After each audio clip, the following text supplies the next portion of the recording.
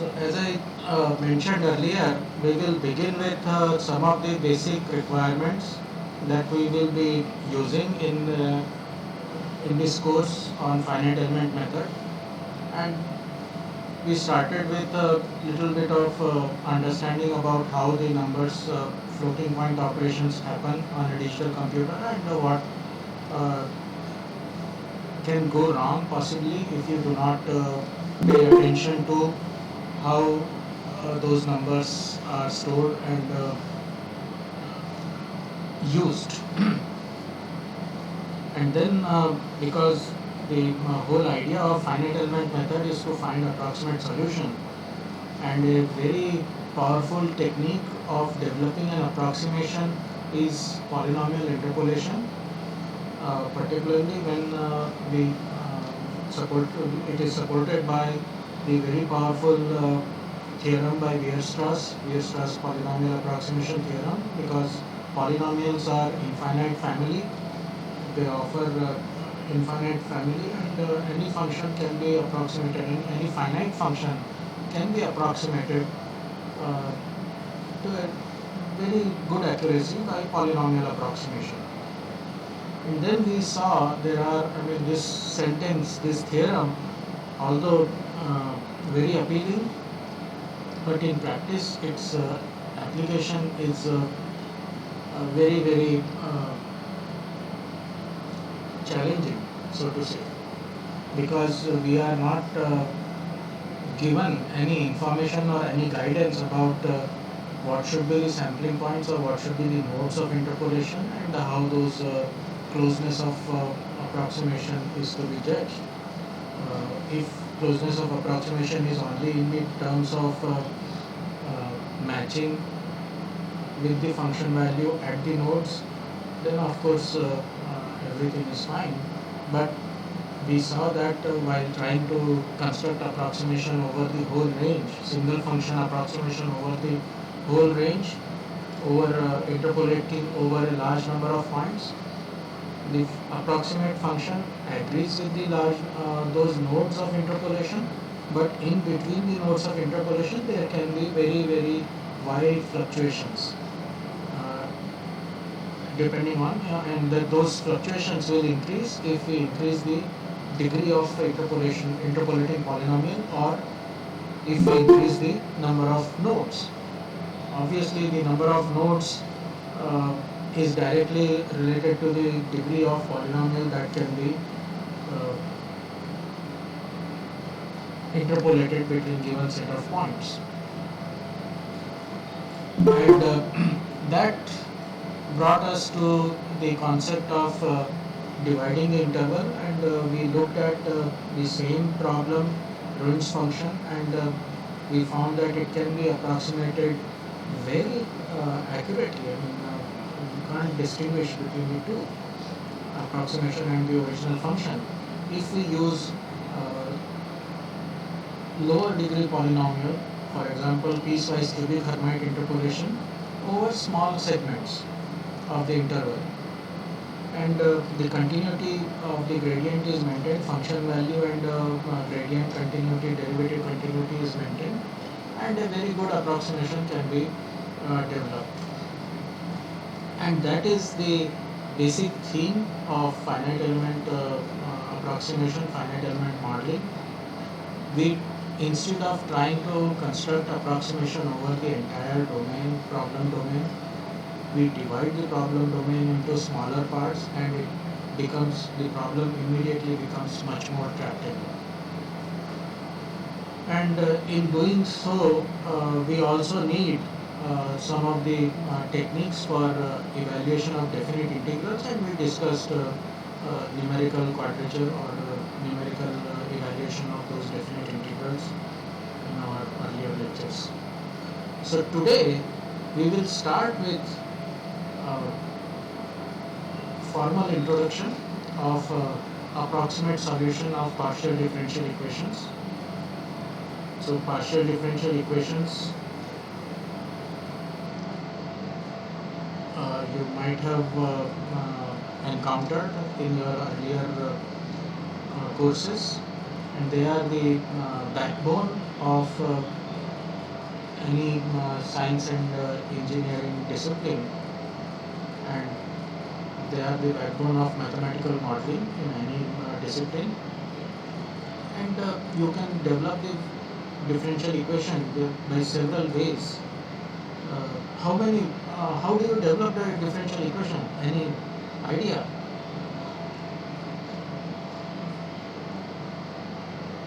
How do you develop the? What is the differential equation for deflection of beam? Euler-Bernoulli beam.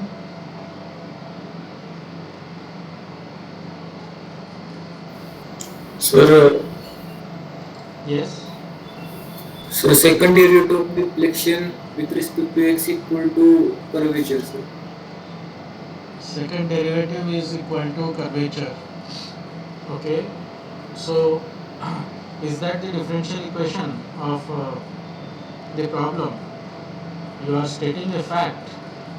So, Curvature is equal to second derivative of the deflection or the transverse deflection of the beam. So, how does that help you in solving the problem?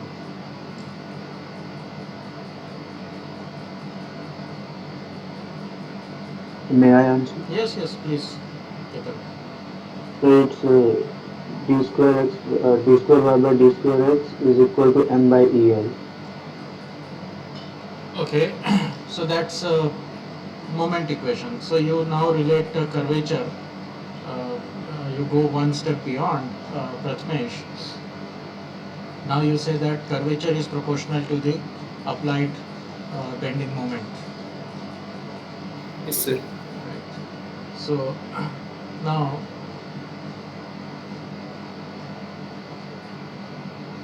do you apply bending moment?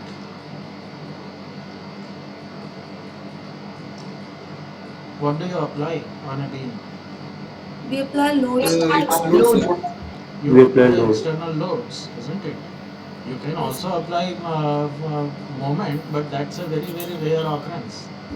Generally, bending moment is essentially a stress resultant. It's an internal uh, stress resultant.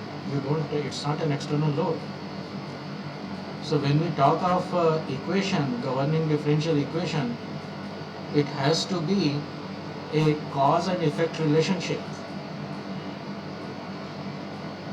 So what is the cause? I don't see any cause in this m by ei is equal to d2 v by dx square. These are all effects. So we can write it as px upon ei.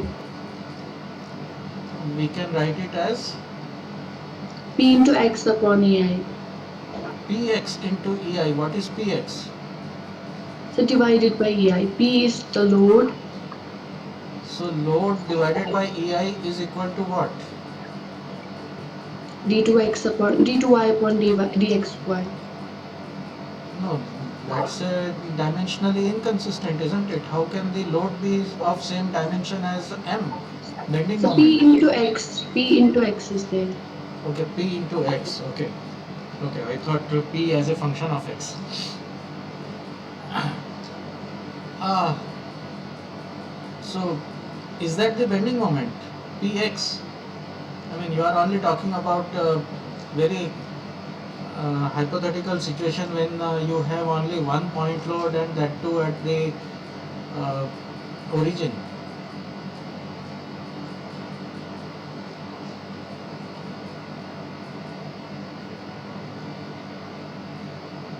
What happens if you have a distributed load, uniform or non-uniform?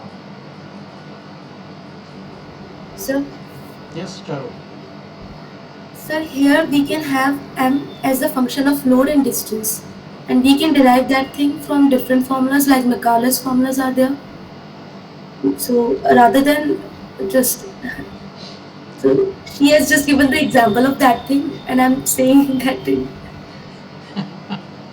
Yes, yes, of course. My college method is one of the first methods you learn for computation of deflection. but not necessarily the most efficient one. You are telling me everything except what I want to hear, what I want to get from you. What is the first thing that you learned in did you take any course on applied mechanics or mechanics of materials? Yes, sir, we did. So what is the first thing that you learned there in statics? I mean, let's keep things simple. How do you solve any static problem in statics? Statics. By using equilibrium equations. Equilibrium. Equilibrium equation. So that is the first thing. Every system has to be in equilibrium. So you establish your differential equation, as an equilibrium statement of equilibrium. And if we are looking at mechanics problems, then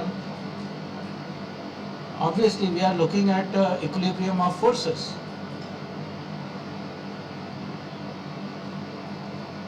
Right? So what is the equilibrium of forces here? So there is the load and then there are the reactions. Okay, so let us start with, I'll share the screen and then let us start working on that.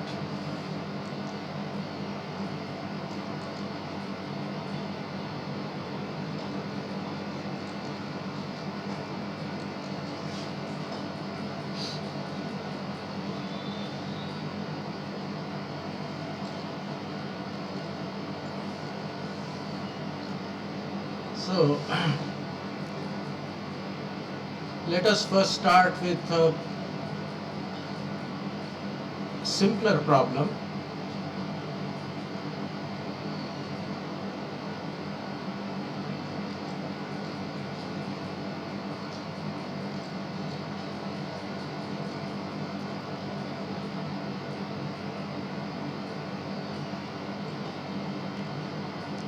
And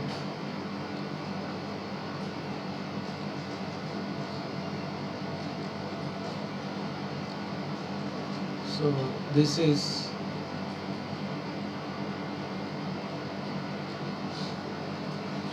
a one-dimensional problem subjected to axial load. There is this point load at the end, and there is also distributed load throughout the length. What does this look like?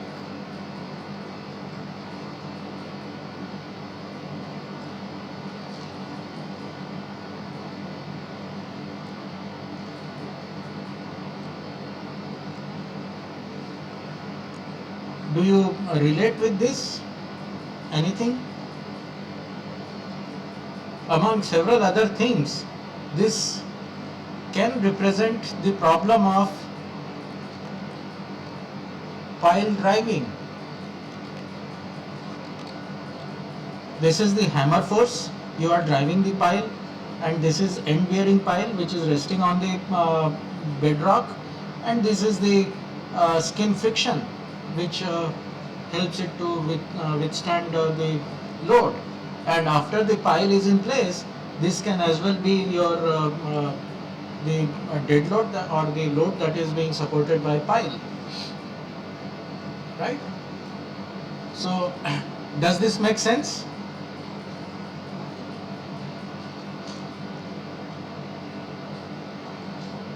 Yes, sir.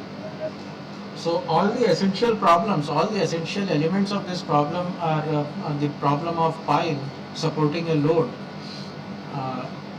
the end load, that is your dead load, and of course it is supported by the skin friction along the length, and the if it is an end bearing pile, then of course a significant portion of the load is transferred to the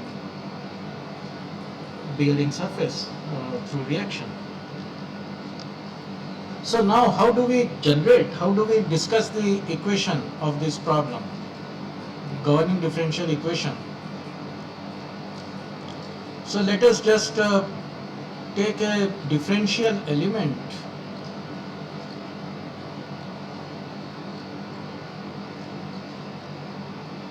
of this problem.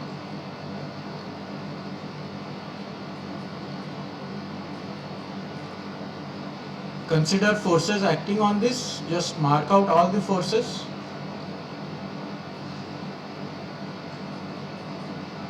Right? So this is Q plus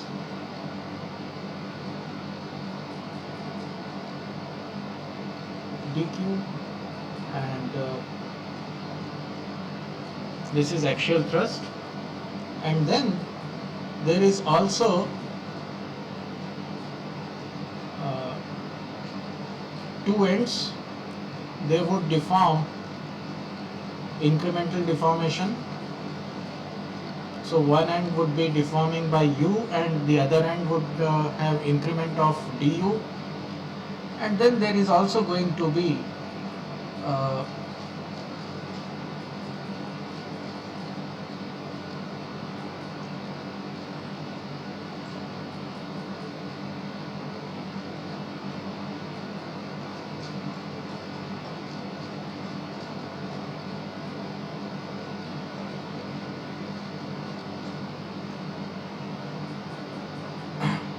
what is this?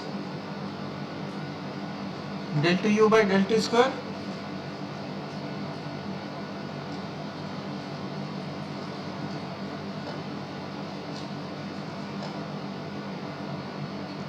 Do you recognize this?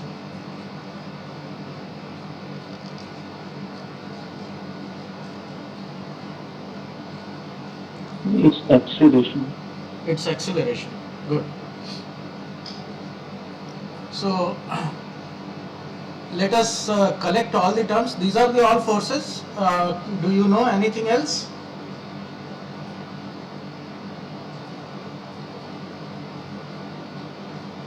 So if we add all the forces, consider equilibrium of forces, then we have minus q plus dq, and then we also have q dx. So that's the this skin friction acting over the length of dx. So that's q dx. So that's all. There is no other force. And this, what is, let me now introduce you to the basic principle of structural dynamics. What is Newton's second law?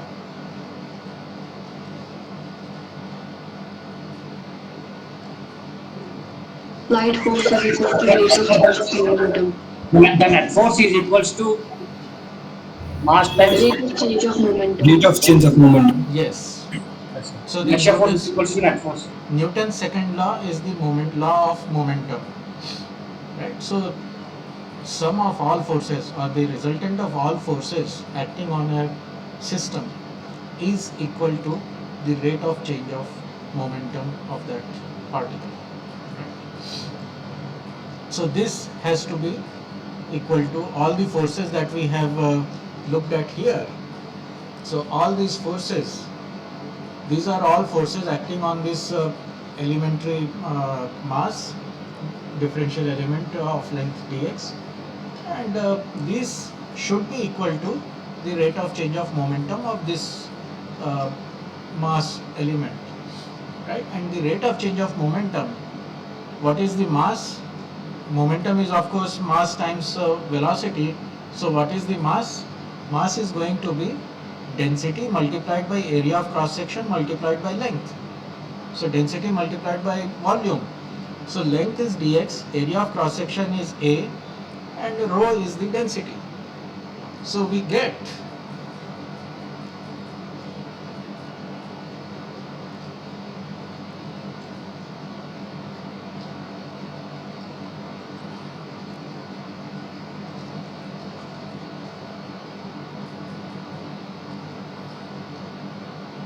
rate of change of momentum rho a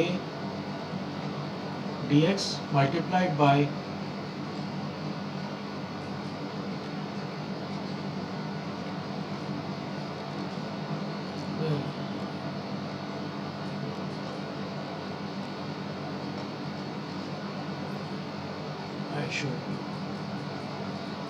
it should be partial with respect to t.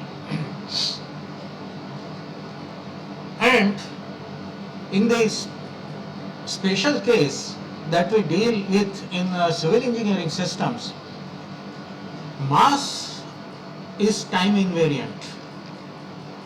For our problems that we deal with civil engineering systems, mass of the system does not change with time. This is different from aeronautical systems. Aeronautical systems, a significant portion of mass comes from the fuel that is burning at a very high rate. So in that system, in aeronautical system, rocket propulsion, etc., the mass is also time varying. So that brings little more complication into this equation of momentum. But for the special case of civil engineering systems where mass is invariant, time invariant, then this results in a very simple expression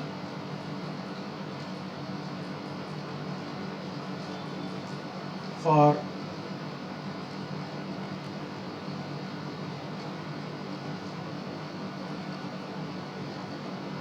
time invariant mass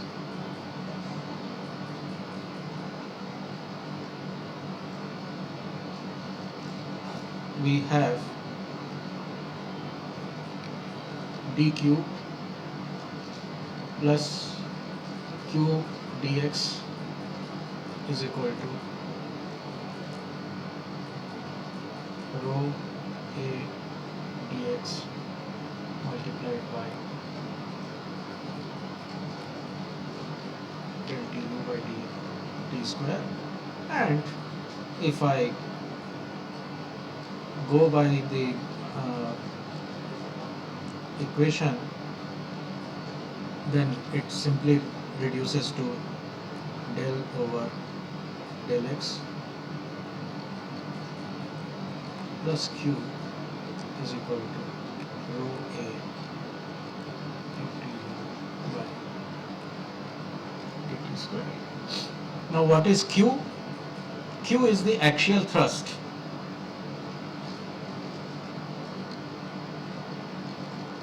Q is equal to stress multiplied by area, and stress is equal to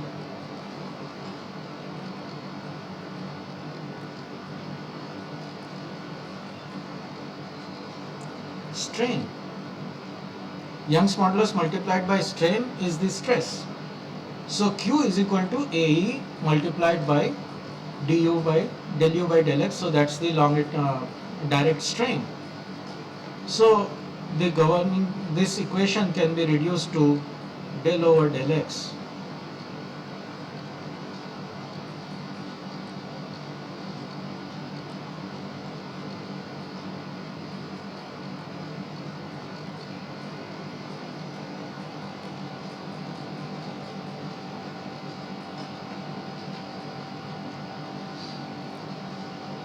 and this equation is defined over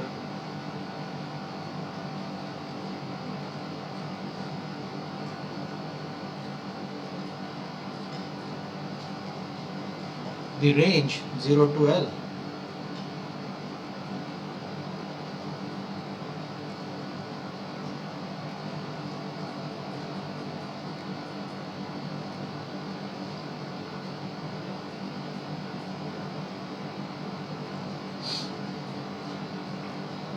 And what are the,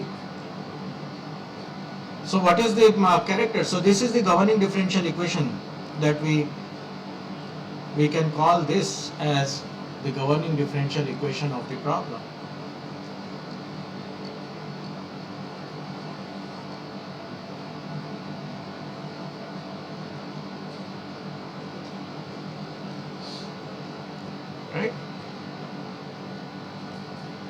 Do you recognize this equation? Have you seen this equation before? This is also known as the wave equation. It governs the transmission of longitudinal waves in a medium, one-dimensional wave propagation.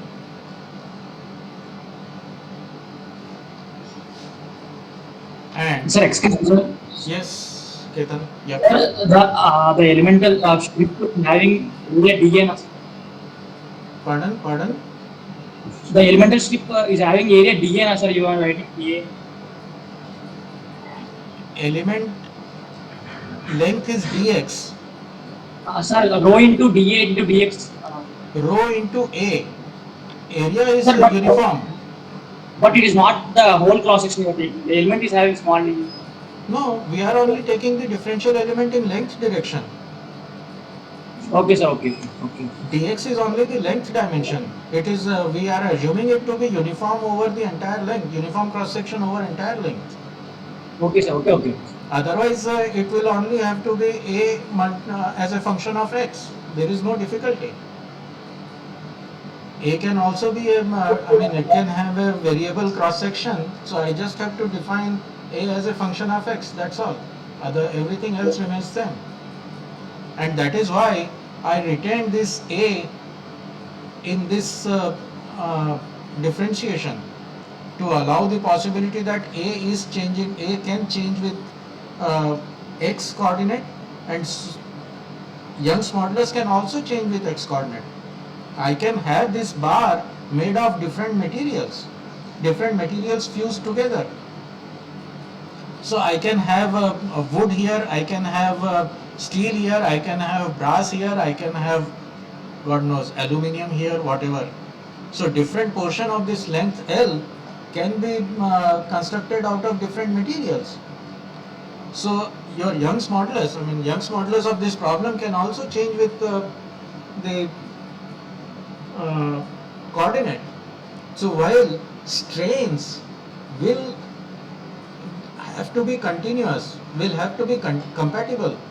So continuity of deformation will be ensured, but stresses will not be continuous.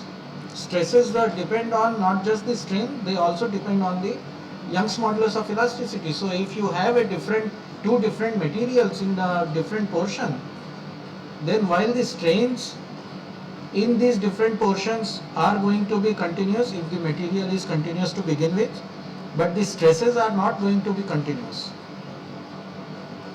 They will be different by a factor that may be related to the modular ratio.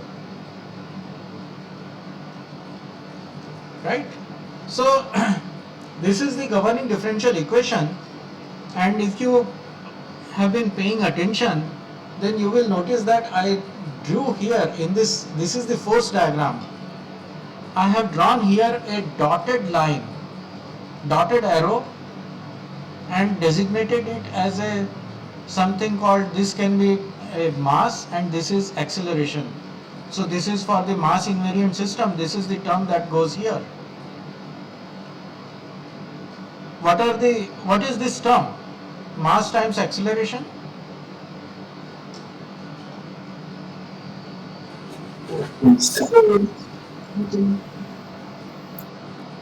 Yes? Yes, sir. It's a force. It is a force. At least it is a force-like quantity, it seems to be. Although it is a rate of change of momentum as we derived here, but obviously on the left hand side you have forces, on the left hand side you have rate of change of momentum. They are both dimensionally consistent. So obviously this has the dimension of forces. But if it is force, I have marked all forces here using solid arrows. So why did I mark it as a dotted arrow?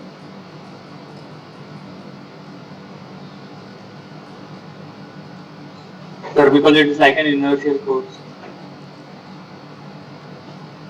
Inertia force is fine, but then if it is a force, Sir, what? so because Because it is effect of the force that we applied, internal Uh, effect. yeah, Maybe it you is are, fictional force, sir. yes, you are getting there. Now I would like you to concentrate on Newton's third law. What is Newton's third law?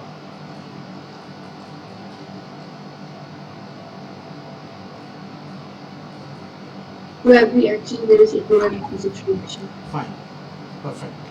So for if that's the law of action or law of reaction. So for every action, action means force. Any force applied on the system, there has to be an equal and opposite reaction, right? And that is what you get here for these forces traction. You get the reaction. These are the internal stresses, and you get the reaction. And eventually, this is all equilibrium. If you take entire body, the equilibrium will be maintained between these forces, the skin friction, and the end load, and then there will be reaction here. So you will find reactions for these all these forces. Where is the reaction for this? If this is force, inertia as you call it, where is the reaction for this coming from? There is no reaction.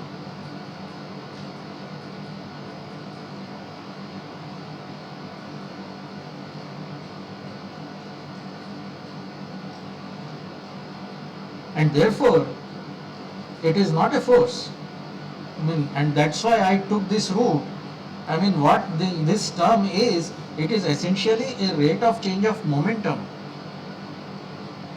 So rate of change of momentum is not a force.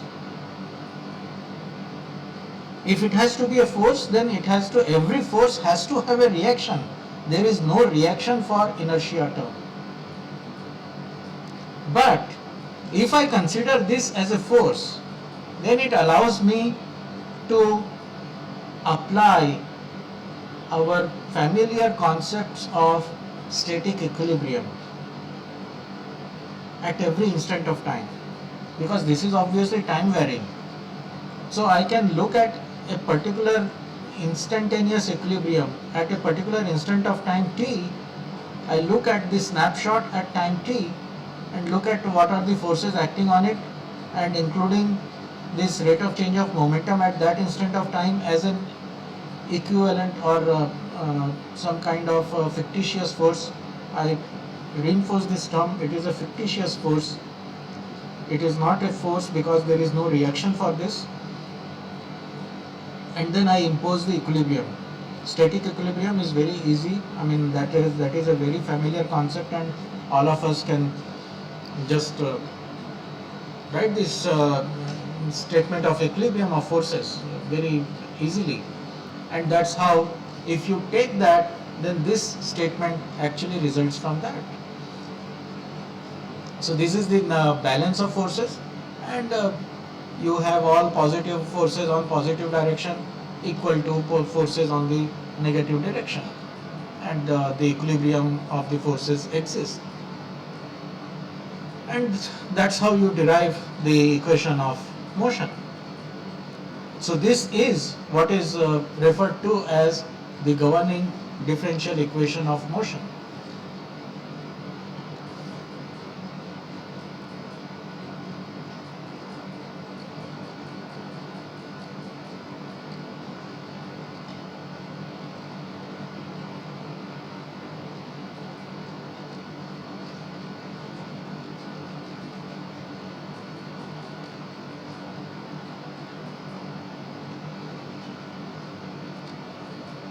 And any equation of motion, any differential equation has to have a domain of applicability. It has to be associated with the range of variable over which it is applicable.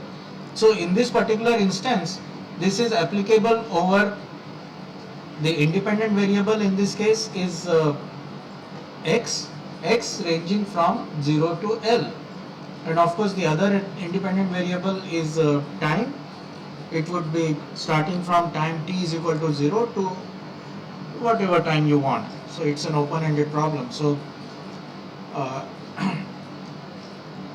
so there are two independent variables here, x and t, and variation with respect to x is defined in the range 0 to L, and variation with respect to time is defined over times greater than t is equal to 0. So now, how do you solve this problem? Is this specification complete to solve the problem? I am talking from the point of view of just the general theory of differential equation. I am not asking you to solve the problem. Sir, Yes? sir, in the second last step, where we differentiated q with respect to x, Yes. sir, when we have to use dx and when we have to use lx, like what is the difference? Lx, what is Lx? Del, sir, del. So Delta. see, what is the dependent variable here? It is the axial deformation, u. What does it depend on? The force. No, x is a function of, it depends on the spatial coordinate x, and also it depends on time t. So if there are two independent variables, then obviously whenever you are talking about a rate of change, it has to be partial derivative. So the strain, direct strain, it has to be del u by del x. It's the partial differentiation with respect to x. Total differentiation will become very complicated.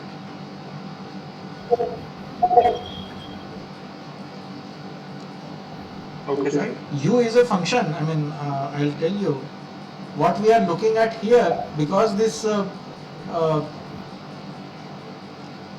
rate of change of momentum is obviously a time dependent thing, and u is a function of time, and u is also a function of x, right?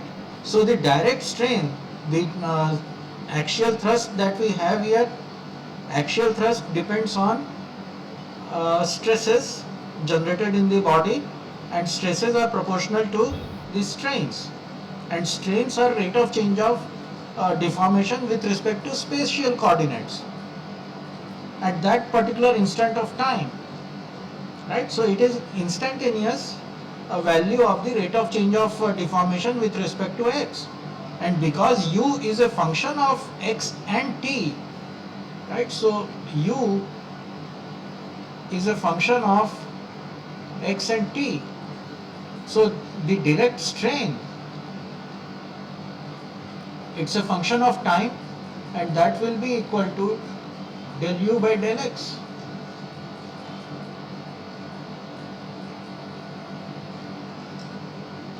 Okay, sir, got it. And if for these cases where we do not have this time variance, if the load is being applied very slowly, such that this velocity can be ignored and rate of change of momentum can be ignored, then it becomes an ordinary differential. Then for the slowly changing system,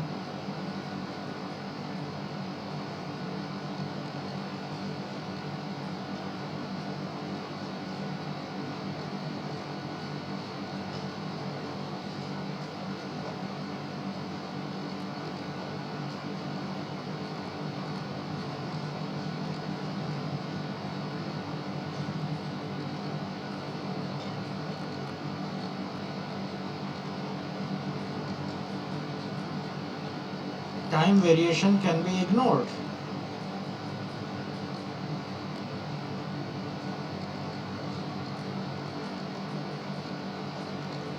And then it leads to ordinary derivative.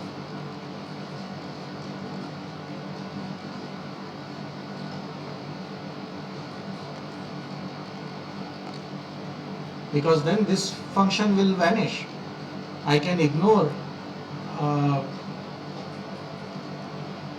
I can ignore this acceleration term. If u is very slowly changing with time, then the rate of del to u by del t square is going to be very small quantity, and then this right hand side can be just ignored, and then we get this static equilibrium equation. So again, this is a equilibrium equation. The axial thrust is balanced by the skin friction at all points. Right? So this would be in x